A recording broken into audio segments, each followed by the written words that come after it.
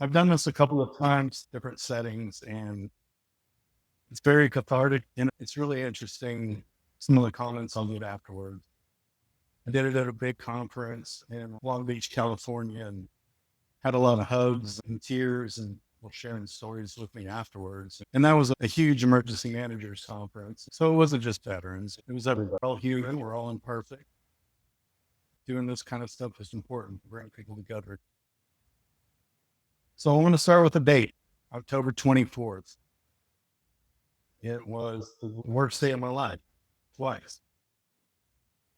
In 1985, my father was killed in a plane accident. I was 9 years old. I didn't know what was happening. A lot of my parents' friends told me I needed to be strong and help my mother, and that's exactly what I did. I stayed strong. I buried my problems, and I helped raise my brother and sister. In 2003, I was a platoon leader in Iraq, and I had just gone to sleep for the night. And I woke up to the sound of mortar fire, and it was my mortars. Base right next to us, one of our forward operating bases had just been attacked. 2 U.S. soldiers were killed, and my guys returned fire to the point of origin. Well, it was supposed to be the point of origin. They made a mistake when they dialed the guns, and the rounds fell short, and ended up killing 13 women and children and wounding I don't know how many more. And that was a severe moral injury for me. Not what we went there to do. And that continued to haunt me for 2 decades almost. Through the loss of my father and then the combat tragedy, it was 2 October 24th days played like broken records in my head. Just constant flashbacks, intrusive rumination, and it was a plague. I struggled endlessly with my demons, as they call them. And you might recognize some of those if you've ever been through something like that. I was angry about everything, had a callous heart and soul, pushed other people away. I often felt like a robot just going through the motions of life. I was prescribed medication. I ended up getting off of that. I didn't like it, and then caused side effects, and there were medications for my medications. And then I self-medicated a lot. I drank a lot, not during the day, but when I got home, it was time to turn it on. And alcohol wasn't really a problem, it was a solution. So if I was happy, I was drinking. If I was sad, I was drinking. Sun was shining, I was drinking. If it wasn't, I was drinking. I didn't find a lot of joy in doing a lot of things. And I worked myself sick, just trying to forget about my past, because the busier I was, the less time I had to think about it. And then every time I started to make progress and I felt like I was coming out of it all, something else would happen. Our house got broken into, our business got broken into. We went through a pretty substantial flood, and then we had tons of people coming on our property, doing search and rescue, search and recovery at that point. And I didn't feel like I could ever get ahead. And I was trapped in a hole, and I thought that hole was so deep that I'd never get out of it. In Vietnam, there was a gentleman named Captain Charlie Plum, and he was a prisoner of war in the Hanoi Hilton for over 6 years. And he said that the prison wasn't really the 8 feet between the walls, it was the 8 inches between his ears. And so much like Captain Plum, I wasn't stuck in a hole, I was just stuck in my head. And I don't know if you've ever, there's a great book about it. And out of all the prisoners in the Hanoi Hilton, when they came out, they thought they were going to have to institutionalize all of them. They'd been beaten, they were starved, tortured. Most of them had broken almost every bone in the body over the time that they were there. And they knew when each other would go get pulled out of their cells and they'd go get interrogated more, and then they'd come back. They had to talk to each other through, they call it a tap code. It was usually a wire they put between the two walls, and then they would move it back and forth. That was a 5x5 code. C and K were the same. Everybody broke under torture. But when they came out at the end, less than 4% of them had PTSD. The 4% that did have PTSD were the ones that either never talked and admitted that they had broke, or they were the newest ones there. The guys who had endured so much just came out stronger than they ever could have imagined. I'm not really here to tell war stories. I'm here to tell a human story. Trauma doesn't wear a uniform. It lives in villages and boardrooms and firehouses and schools and homes and behind everyday smiles. And what if the greatest wars aren't actually fought on the battlefield, but inside of us? I served 13 years in the Army. I was enlisted for 6 years and then commissioned for 7. I was a volunteer firefighter for about 3 or 4 years also. And I saw a lot during that time, things that you never want to see. And for a long time, I wore bravery like armor, but inside I was drowning. PTSD, anxiety, anger, is misdiagnosed, misunderstood. And I coped the only way I knew how, which I talked about earlier. I drank to numb the pain, but I kept moving forward, silently wounded, and often attempting to hide my struggle through humor. The death of my father and then the incident in Iraq were anchors, and I carried on for too long. And it really wasn't until decades later, after trying to heal myself in all the wrong ways, that I did find some alternative paths. In 2021, a friend of mine had a procedure done and told me all about it. It's called the stellate ganglion block. In this procedure, of course, it's not covered by insurance. It costs about $3,000. They take a very large needle and put it in your neck in 2 places really close to the nerve center, where 2 nerves come together. And that's actually called the stellate ganglion. And they inject an anesthetic in there. So after being in survival state for so long, after severe trauma, whatever it may be, those nerves, they often say the nerves that fire together wire together. So those nerves will bind and keep you in that state. And so they inject an anesthetic in there and allows them to relax and break apart. So they did the first side and it didn't work. I had to wait till the next day because, of course, half of your body, including your vocal cords and throat, are numb at that point. So I went in the next day, had it done again, and it did work. And it was amazing. I felt little pumps going up through my head. The doctor said, that's nuts. You wouldn't be able to feel your nerves coming apart or whatever. And I'm like, that's what happened. It was interesting. So I felt these little pops come up, and with each of the little pops, I just felt more and more peace. And within 10 minutes, I was a completely different person. I'd never felt that much peace in my life. And I got on the phone and started talking to Bonnie and some of my other friends. And I think I talked on the phone to people that night for about 4 hours. And I was just amazed. And some of them, I don't feel like this all the time. This is great. And I never had that experience. The problem was it took 3 months that it completely worn off.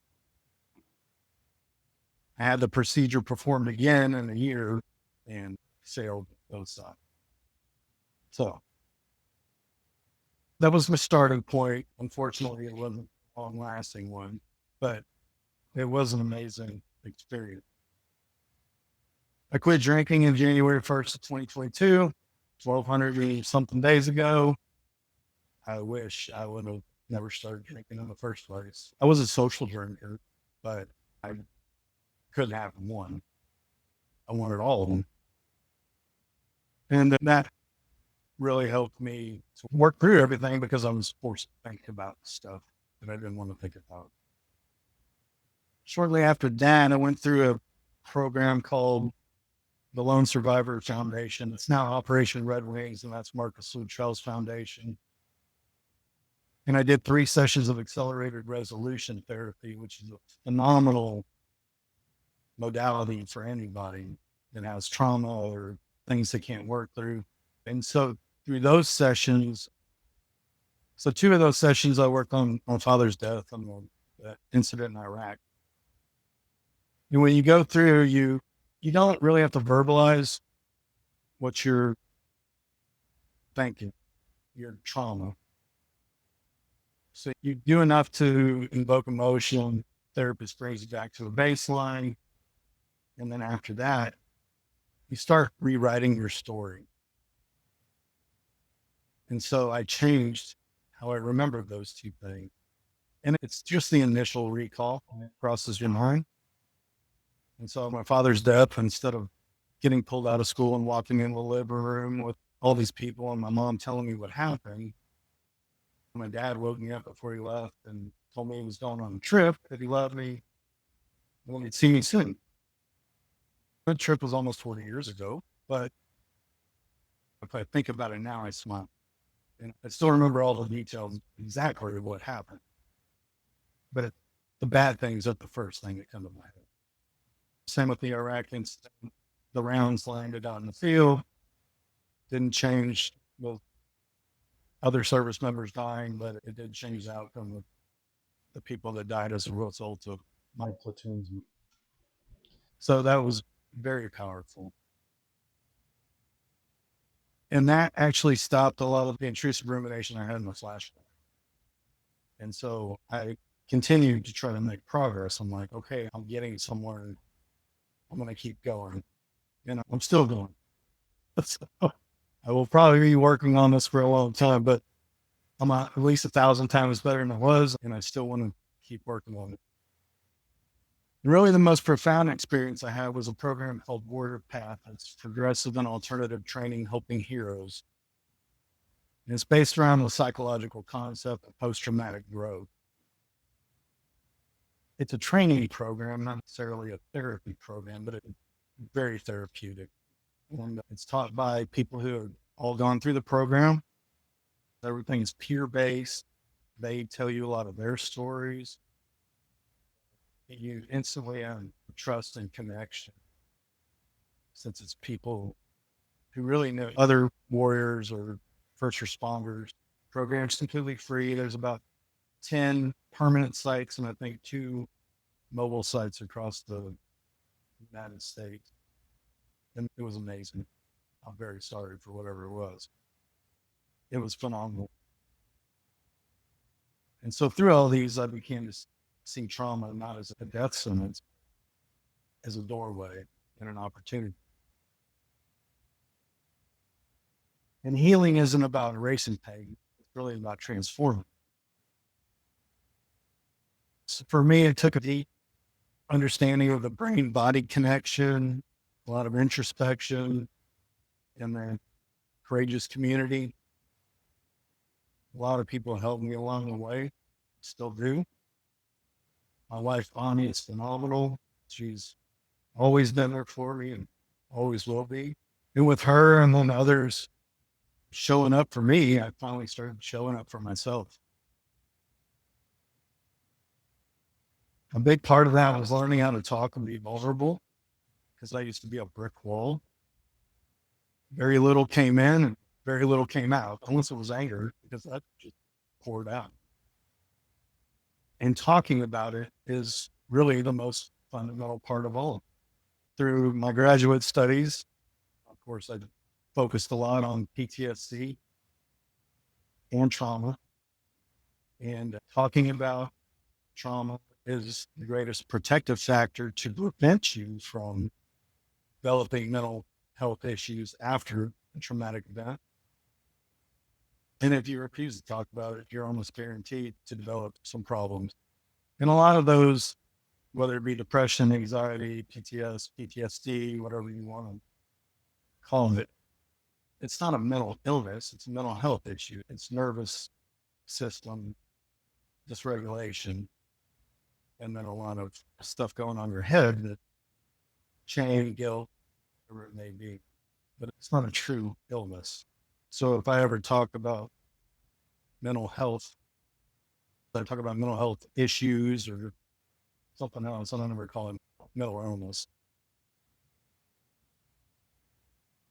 So post-traumatic growth, which I talked about earlier on the Warrior PATHH, or PTG,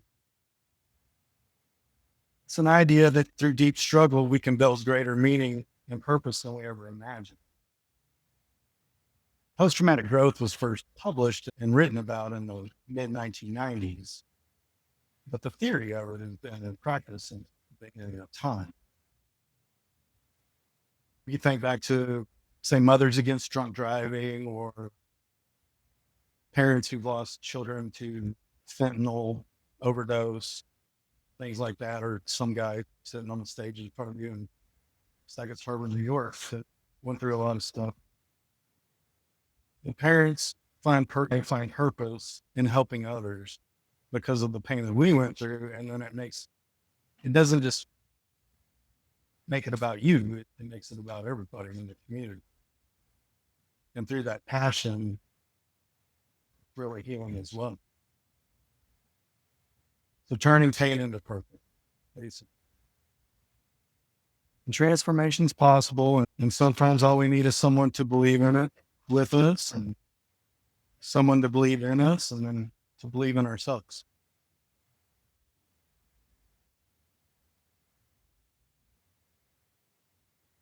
So I haven't talked about suicide before in public, but I felt the need to. When Ingrid and I were talking, actually we were texting back and forth a couple months ago, and I asked if there's anything special she'd like me to talk about. And she said, no, it's up to you. But shortly after that, I was looking through Facebook, and I'm a member of several veterans groups on there. And I always see posts about people wanting to end their life. And it's very common on there. I see several a day, and people refer to it as unaliving themselves, taking the eternal nap, joining the 22 after 22 veterans a day commit suicide. This post was different. And I'm going to pull out a handkerchief. This one might get to me. A female veteran had posted that she had just received a terminal diagnosis of bile duct cancer. She wrote that she wished it was even a different form of cancer, something that she had a remote chance to survive. That she wasn't suicidal. It was quite the opposite. She had an extreme desire to live. And then it took a turn that I wasn't expecting. She said, and I quote, "For those that wish to become a statistic in the 22 Club, I wish I had your life and potential future. I pray that you find hope, a light, purpose in your world to continue on every day. Eventually you will find a way through the angst if you hold on. I understand that sometimes it's hard, and sometimes the purpose that society says you should be chasing is not the one that brings you peace. Pursue peace first, and only then will all the messed up relationships that society imposes on you become better. Once again, easier said than done, but I know from past experience. And it has brought me to the point where I wish I had just 10, maybe even only 5 more years. And melted in my chair after reading that one.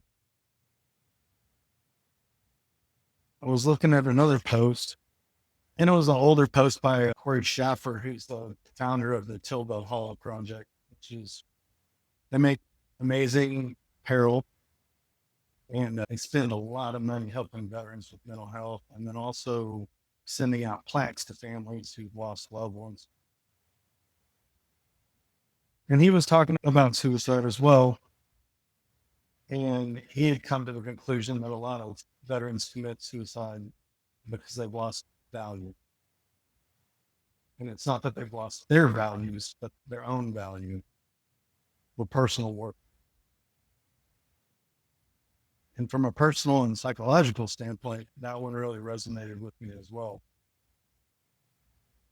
So veterans, first responders, a lot of civilians, especially in the medical profession, sometimes they're forced to get out. If they leave, there can be accidents where they have to get out too. They've been entrusted with people's lives for a while. They've had to make life and death decisions in a split second. And then put in charge of millions and millions of dollars worth of equipment. And then they get out and start to work for somebody else if they're not working for themselves. And they're not even entrusted to order $50 worth of office supplies or make any decisions without 3 other people saying it's okay. And I've had that experience working at a place, and there were some points where I was really questioning my value myself. When I was a platoon leader in Iraq, when I was a tank platoon leader, I had over $2 million in ammo in my tanks, and I think $26 million of equipment at 26 years old. And then I worked for some other people. I have a $50 on I can order. What am I going to do? Buy pins for the rest of my life? Stash them away at the house or something? So it's interesting. Nobody should let somebody else determine their worth. Your own worth is really inside you. You determine your own worth. Veterans die by suicide at a staggering rate, 22 per day on average, or over 8,000 a year. More first responders die by suicide than they do in the line of duty. And we train these people to be strong, to do the unthinkable and to protect others. But we don't teach them how to do well. And when trauma is unaddressed, it festers. And when someone feels alone in it, it becomes lethal. And so that's why I really found great pleasure and passion and purpose doing events like these. So the enemy isn't weakness, it's silence. And all of you have survived 100% of the worst days of your life. And if you keep doing that every day, going to continue to happen. A lot of it's just talking about it. So there's a lot of tools that people use. I'm not going to expand on these a whole lot, but there's no fancy equipment involved. You don't need therapy or coaching appointments or a lot of money, just presence and time. So curiosity, first and foremost, was crucial for me. The more I started learning, the more I started reading, the more I started understanding what was happening inside, the more I wanted to continue to learn and heal, and then also to share with others. So audio books are great, regular books, whatever it may be. That's really the key to starting your growth. And the same with trying different wellness practices. There'll be 5 you don't like, and if you keep going, you're going to find one you do. Get plenty of sleep, 7 or 8 hours a night. Eat better. Y'all don't have a lot of fast food restaurants around here, but you have some phenomenal restaurants. I could talk to you for an hour about the lobster eggs Benedict that I had for brunch. It was probably one of the top 5 most wonderful meals I've ever had in my life. But your gut is your body's second brain. It regulates almost everything in your body: immunity, your mood, health, overall health, and everything else. Eat it well, and it will help you. Breathing. Breathing is very important, because if we weren't breathing, we wouldn't be here. 2 things that the body does automatically through the autonomic nervous system that we can control on our own consciously. One is breathing, the other one is blinking. But if you're upset about something, and you can almost exercise just by breathing. You can't exercise just by breathing. And there's a ton of different techniques that help calm you down, help you to think about things, help you go to sleep faster. All of them. So there's box breathing. You can go 4 inhale, hold for 4, release for 4, hold another 4, and repeat. There's 4-7-8 breathing. There's a wonderful one called the Wim Hof technique, which all these are on YouTube. And a lot of them you could combine with meditation and other things to really help regulate your mind and your nervous system.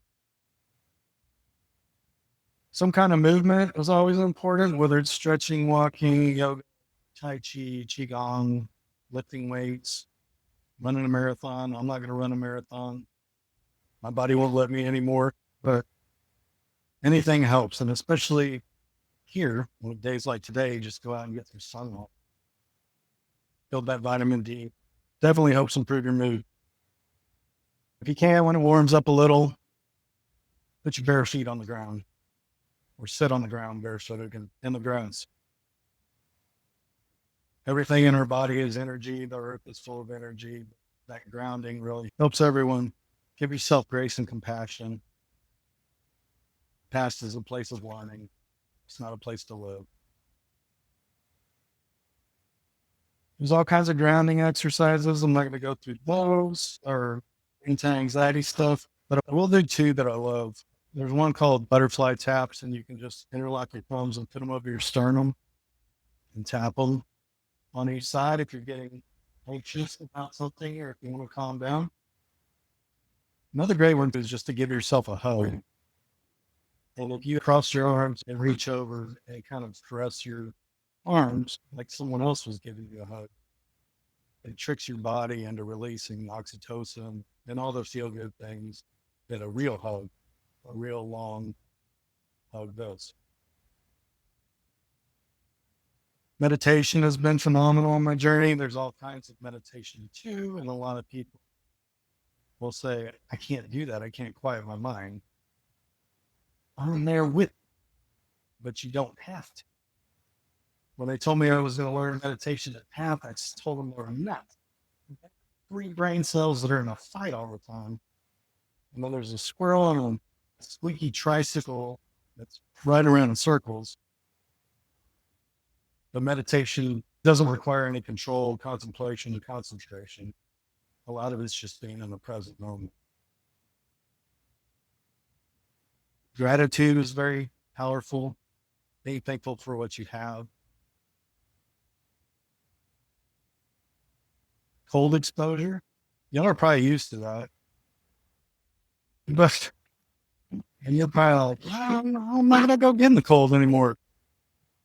Cold's coming soon enough. A cold is a great nervous system regulator as well. So when it warms up and you can actually go swimming with something bearable, that's great. You can also end a shower with cold water, and that helps regulate the nervous system too.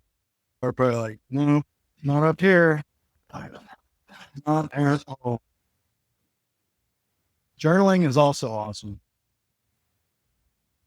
So on your phone, or say you're on the internet and you've got a bunch of apps open, or 20 windows open up on your internet browser, and nothing on the computer is working fast or quickly or like it's supposed to. If you close all that stuff, it helps. Journaling can do the same thing. There's been nights before where I was just upset about something. Finally, I'll just get up and write it down. And once I've written it down, it's out of my head. So it's like the external hard drive.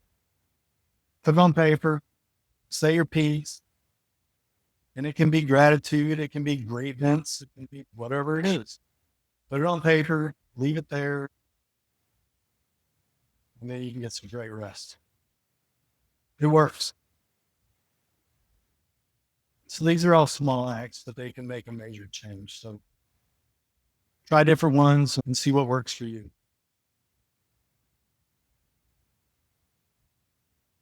If you can take one thing away from today, it's just to talk and connect. Just the human connection. Struggle's not the end of your story. It may be the beginning or your new purpose. Check on your friends. Ask them real questions. Listen without fixing. People don't usually want you to tell them what to do. They just want somebody to listen instead.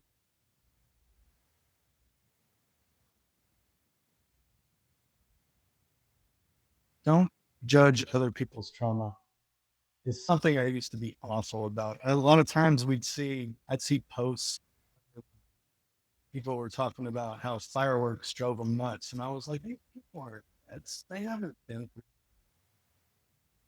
this and that. I was like, fireworks should be great for them. I was like, I even like them again. But we don't know other people's pain. And Ingrid and I could have the same exact trauma happen today, but we could both react differently. I don't know what happened in her childhood. She knows some of mine, since I said it earlier, but you never know what the other people have been through. And trauma is also cumulative. So even if it's small traumatic events along the way, there's eventually a big one, or it could just be the straw on the camel's back that causes a big shift. I always like to tell people to be aware of that because I was horrible about it. And I feel awful about the times that I've thought about things like that. So live life through the front windshield, not looking at the rearview mirror. The front windshield's big for a reason, and the rear view is small for a reason. Let's talk about mental health the same way we talk about leadership or fitness and health. There's no medal for suffering in silence. I'll close with a quote that helped me reframe my entire journey. Viktor Frankl, in his book, Man's Search for Meaning, another phenomenal book if you've never read it. He said, one cannot change the situation that causes this suffering and still chooses attitude. And a lot of us we can all do that better. We can all change our attitudes about certain things, reframe certain things. And it's easy now. It's not always easy in the moment because I'm awful about it and I have to be reminded when I get upset about things. But we can look at things differently. We can use the acronym WAIT. Why am I talking? Which I often do now. I'll just be quiet or I'll get back to you on that. We can all work on how we respond to things instead of react to them. And you don't have to do this all alone. You're not alone. And you're worth more than you know. So you're not broken. Or if you believe you are, you're becoming. And I want to thank you all for listening. I appreciate you showing up for others and for yourself. And I hope you all struggle well. And I really appreciate you all taking the time to listen. Thank you.